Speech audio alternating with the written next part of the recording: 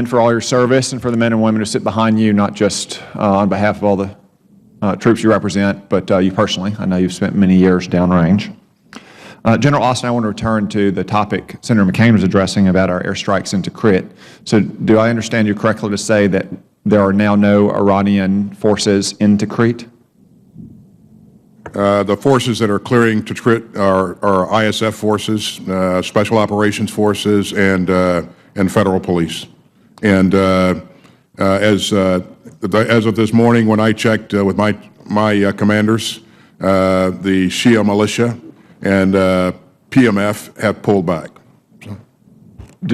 By pulled back, do we mean there are still Shiite militias like the Badr organization or even Iranian forces from Quds Force in the vicinity of Tikrit?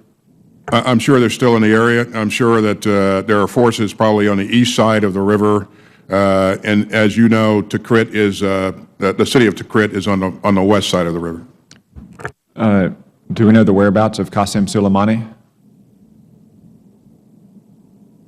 To my understanding, Qasem Soleimani is, my last update, he was not in Tikrit or in that area. In any way, have we implemented fire control measures to ensure that we don't strike any of the Shiite paramilitary forces or Iranian elements that are in the vicinity of Tikrit? We certainly have. We've caused the Iraqi security forces to develop a scheme of maneuver that can effectively accomplish the mission of clearing the town. And our fires are supportive of that effort, and so we're focused on that. We always do everything that we can to ensure that there's not excessive collateral damage. But our focus is on the ISF forces that we're supporting. Would you consider it collateral damage if members of the Quds Force, to include Qasem Soleimani, was in the vicinity of an American airstrike? I would consider that unintended consequences. Does Qasem Soleimani have freedom of movement within Iraq? I believe he does, Senator.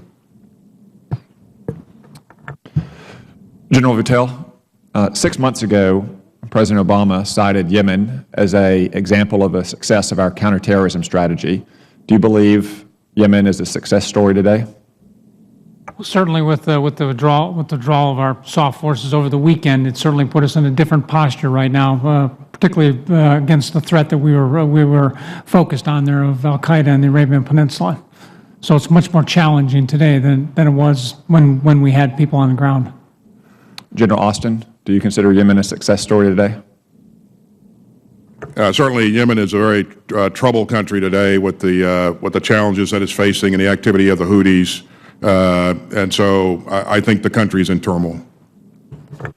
General Austin, approximately 10 months ago, the President released 5 Taliban commanders in exchange for Bo Bergdahl, who yesterday was charged with desertion by his chain of command. I believe their house arrest agreement expires in 2 months. Is that correct?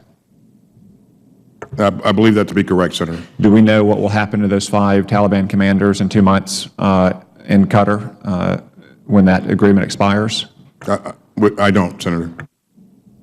Will they have freedom of movement both inside and outside Qatar at that point?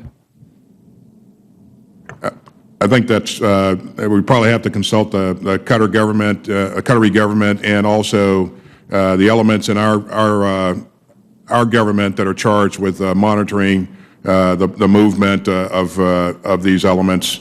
So I can't answer that, Senator. I can take that for the record and try to do the research on it. I would like to get an answer for that for the record. Thank you, General Austin. And I'll address this to General Austin and General Rodriguez. Given the situation in Yemen, if there were action by the militants there to block the Mandeb Strait, I presume that American forces would immediately act to reopen that strait? We would work in conjunction with our GCC partners to ensure that those straits remain open. It's one of our core interests to ensure that we have free flow of commerce through both straits. Yes, sir. We'd also work with both the host nations of Africa as well as our European partners to support those efforts, sir. Thank you, gentlemen. I appreciate your answers, and once again, I appreciate your service to our country. For the record, Senator Cotton. One point to follow up on something that he just said. There's a breaking news alert from the Associated Press, General Austin, that Egypt and Saudi Arabia have begun a ground incursion into Yemen. Did Saudi Arabia or any other country give you or Central Command advance notice of this, if this report is accurate? No, I did not have advance notice of that. Thank you. It's quite a common